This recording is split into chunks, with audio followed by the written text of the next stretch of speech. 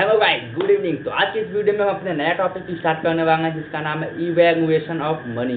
तो आइए हम आज की इस वीडियो में हम देखेंगे कि इवैल्यूएशन ऑफ मनी होता क्या है। तो इवैल्यूएशन ऑफ मनी में हम देखेंगे बार्टर सिस्टम क्या होता है और मनी की कैसे आविष्कार की गई, मतलब मनी हमारे देश में कैसे आया।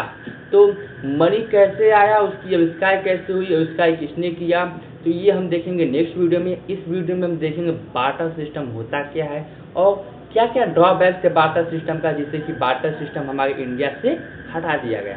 तो आइए हम देखते हैं कि बार्टर सिस्टम होता क्या है। तो जैसा कि हमारे आप नोट्स में देख सकते हैं कि हमारे नोट्स में लिखा है before evaluation of money exchange was done on the basis of direct exchange of goods and services, this is known as barter system.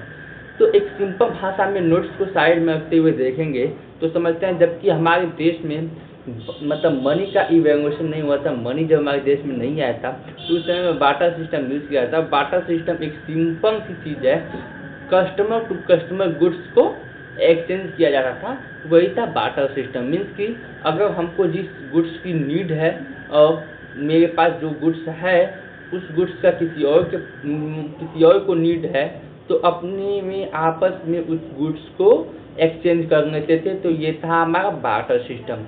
तो अच्छा खासा चलता था। तो फिर क्या क्या मतलब ऐसी चीज़ें आ गई जिससे कि हमारे बार्टर सिस्टम को हटा दिया गया। तो ड्रॉबैक ऑफ बार्टर सिस्टम आइए हम देखते हैं। तो ड्रॉबैक ऑफ बार्टर सिस्टम था जैसे कि पहला हमारा है डबल कोइंसिडेंस ऑफ वांट।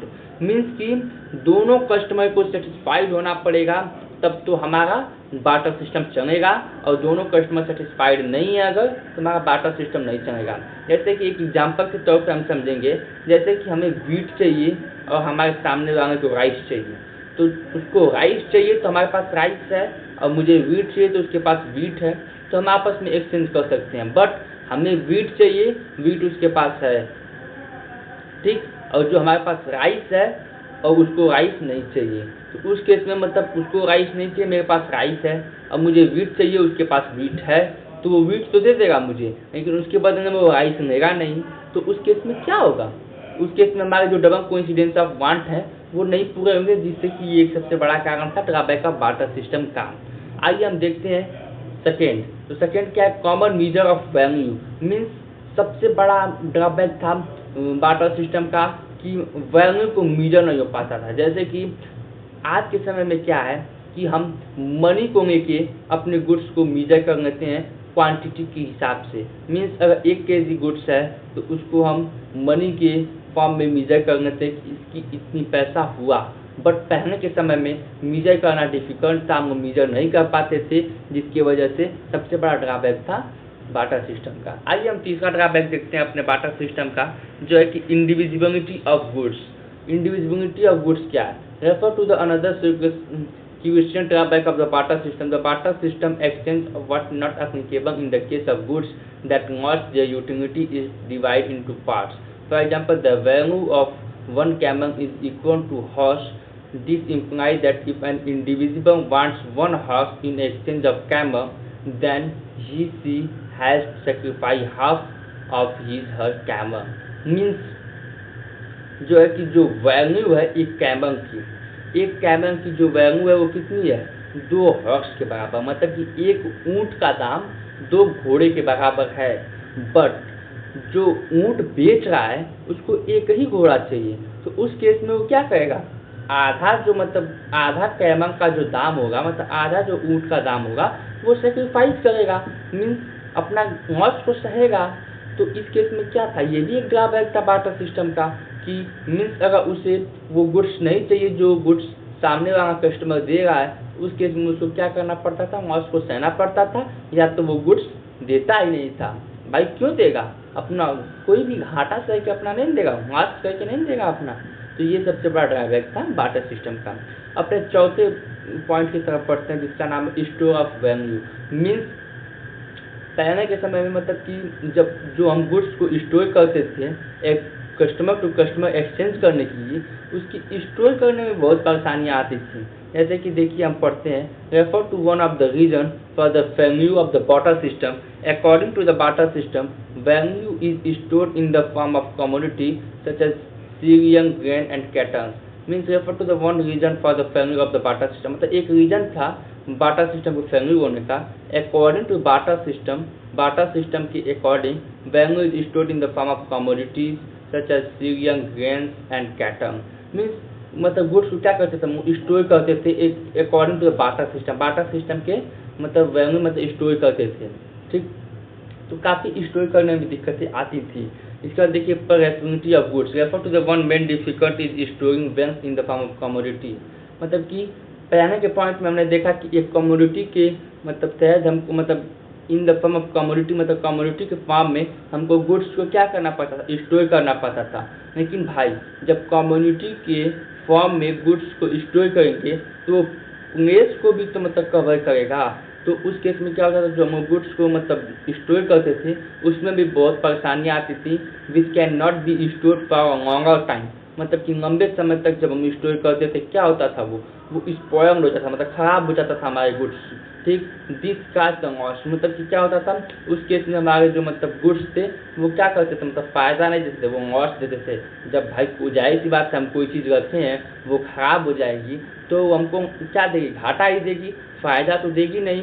तो इसलिए प्रेसिबिलिटी ऑफ गुड्स मीन्स ये भी एक सबसे बड़ा ड्रॉबैक था बाटा सिस्टम का। हम अपने बढ़ते हैं 6 पॉइंट के तरफ जिसका नाम है quantity of goods.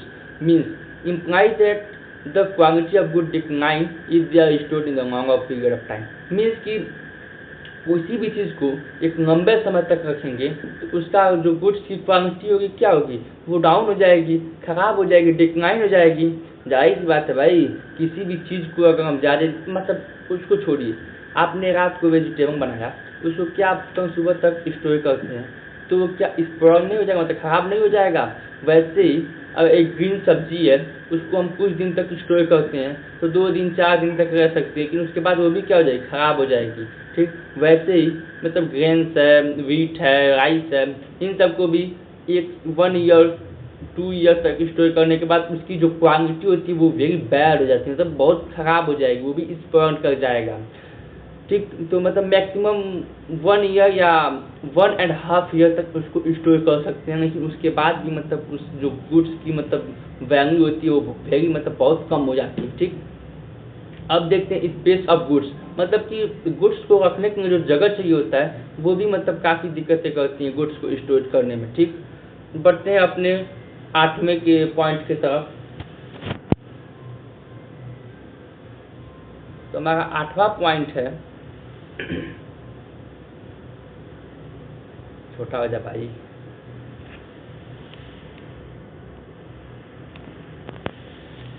Expenses on goods, मतलब गुड्स पे जो खर्चे होते थे, गुड्स पे खर्चे कैसे होते थे। Continues the main difficult in storing value in the form of commodity general storing commodities such as cattle involves high cost.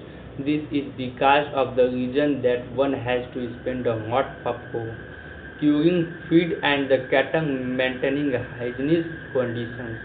Means अगर हम सिंपल भाषा में समझें तो किसी भी चीज़ को स्टोर करने के मतलब कुछ चीज़ें चाहिए होगी ना, तो जो चीज़ें मतलब किसी चीज़ को स्टोर करने के मतलब जो चीज़ों की रिक्वायरमेंट होती है, जैसे कि मतलब एक तरह से कह सकते हैं कि एक सरल भाषा में अपनी भाषा में कहें तो एक व्हीट को या राइस को रखने के लिए एक ड्रम का यूज किया जाता है, तो वो ड्रम पे भी तो कुछ कॉस्ट लगते होंगे, तो वो एक एक्सपेंस ऑफ गुड्स हो गया। डेफर्ड पेमेंट, मतलब पेमेंट करने में भी काफ़ी सारी दिक्कतें आती थी, जैसे कि रेंट हो गया, इंटरेस्ट हो गया, लोन हो गया, इंश्योरेंस प्रीमियम हो गया, ये सारी चीज़ें मतलब पेमेंट करने में दिक्कतें आती थी। ठीक, उम्मीद करते हैं समझ में आया होगा। मिलते हैं नेक्स्ट वीडियो में अपने मनी के साथ कि मनी की आविष्कार कैसे हुई, हमारे भारत में मनी आया कैसे। तो उम्मीद करते हैं समझ में आया होगा। थैंक यू, मिलते हैं नेक्स्ट वीडियो में।